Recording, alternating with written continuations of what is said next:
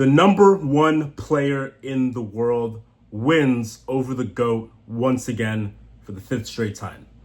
Jannik Sinner is relentless. And like I said, he beats the GOAT again because Jannik Sinner is a mirror of Novak Djokovic. I guarantee you, when Djokovic plays against Sinner, he sees a younger version of himself. Because that's exactly what Jannik is, a younger version of Novak. Now he's just that little bit faster, that little bit twitcher, more agile, stronger, not stronger, but more powerful. He has all those traits that Novak had in his prime, except Novak's 38 years old now. Sure, his tennis IQ is as high as possible, but we saw that fall at the end of the match against Flavio Cobolli. I didn't think it was that big of a deal going in just because he was able to serve two masterful serves and make it through like it was no issue.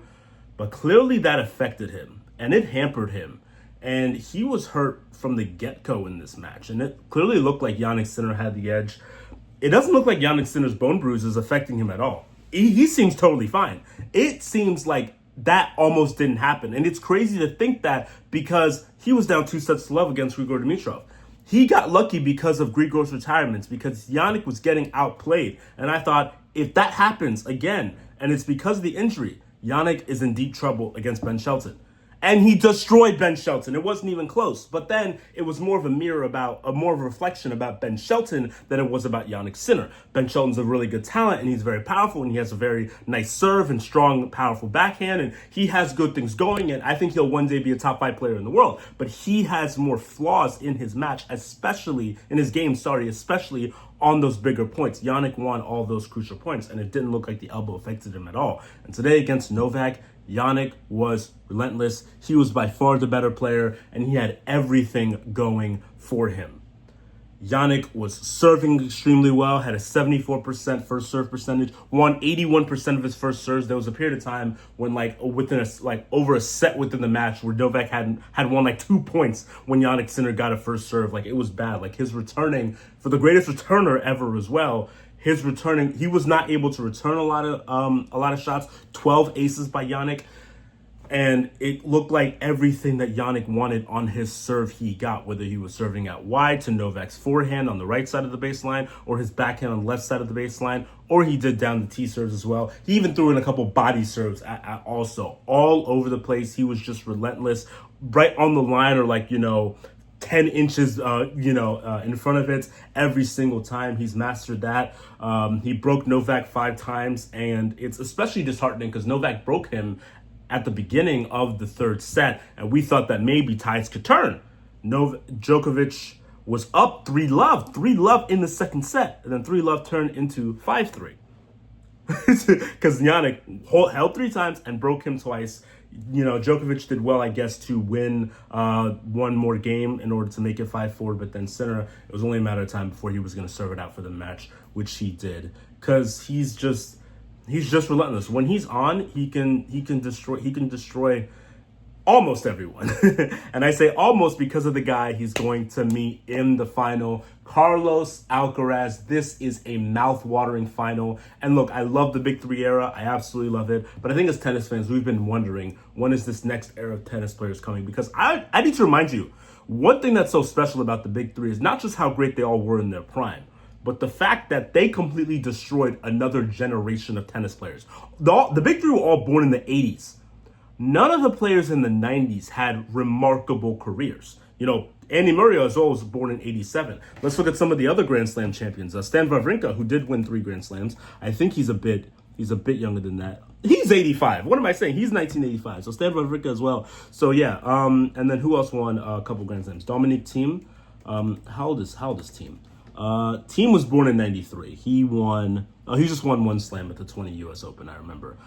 That's the one when Djokovic got defaulted. I'm not going to say whether or not he would have won if Djokovic didn't get defaulted. That's beside the point. Dominic Thiem did win a Grand Slam. But the entire 90s generation, look at the ones who have won slam. Dominic Thiem, like I mentioned, Daniil Medvedev in 21. Other than that, I'm trying to think which of the rest of them have won a slam. They've been completely put to rest by the Big Three. It doesn't seem like the big three have allowed them to win anything. They obliterated an entire decade of tennis players, an entire generation. It took 2000s players to fully overtake the big three as the guys who are winning slams all the time. And if we look all the way from the 2020 US Open till now, Alcaraz, Sinner, and Djokovic have won every single slam. And that's like, let's see, Djokovic had 3 during that time.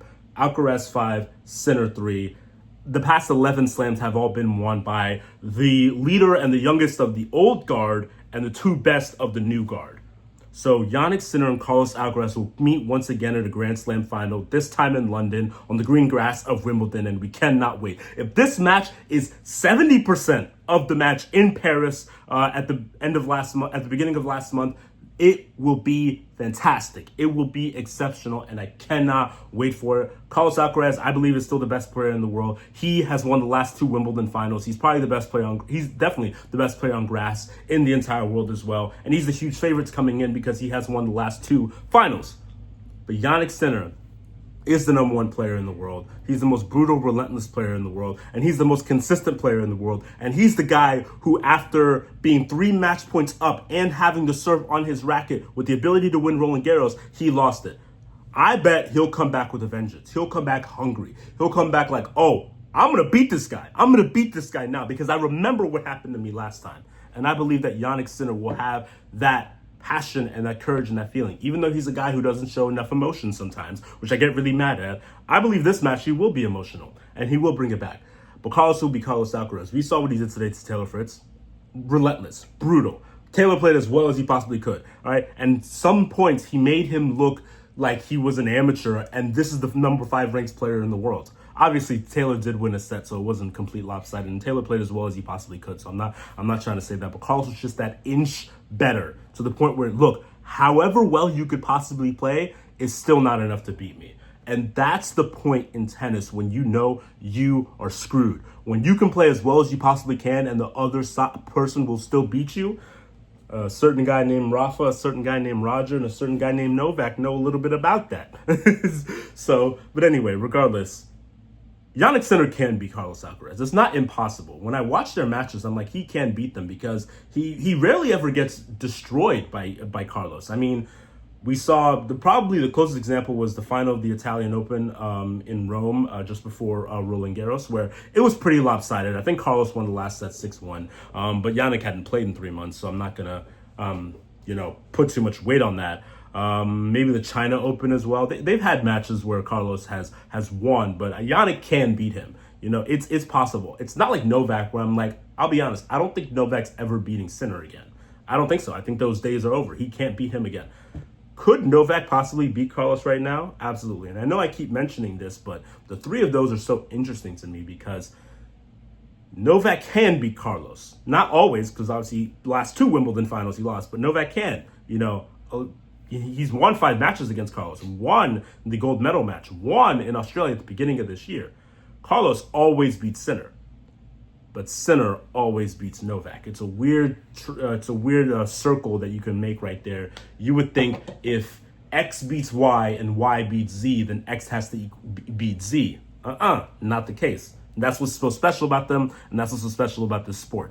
Anyway, I'm rambling to say that Jannik Sinner beats Djokovic, and you could see Novak walking off of center court and taking a little bit extra longer this time because he's hinted at this being his last go around in tennis. I don't know if this will be his last season or if he wants to have a true farewell tour where he announces at the beginning of the year that this is my last year and I'm going to play in everything. Every slam, every Masters 1000s, and as many 500s, whichever 500 gives me the most in appearance fees. I didn't know if he was going to do that or if he's just going to quietly retire, where he just kind of hints at it potentially being his last time, and then his form dips a little bit. Maybe it's a little bit less about his form dipping and certain guys just getting better, a Sinner and an Alcaraz just getting even better.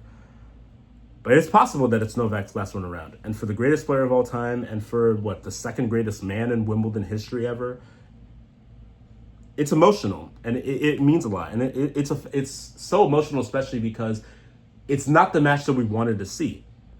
Because the match that they played at the Roland Garros was much closer than this match, even though they were both straight setters. I mean, I felt like Novak had potentially a chance. It wasn't enough against Jannik, but this match, especially the moment he had the injury, he had no chance. And that's what's rough about it. But anyway, it's about Jannik Sinner, and it's about the fact that he's going to play Carlos again. And we are in for an absolute doozy on Sunday. I cannot wait. And hopefully, Jannik Sinner comes back with a vengeance. I'm not picking anybody to win. You know, I'm not like voting for someone to win. I think Alcaraz is the favorite by far. I'm not saying that Jannik will win, but hopefully he comes back with that fire. Like, I'm mad because of what happened last time. And we'll see what happened. Whichever way this final went, the moment Carlos won was going to be great.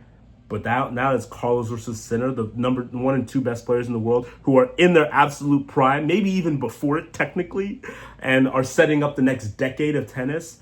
It's remarkable, and it's happening on the greatest court in the sport, Wimbledon Center Court. So I can't wait to see it, because, wow, I'm going to have a whole lot to say regardless of what happens after the match on Sunday.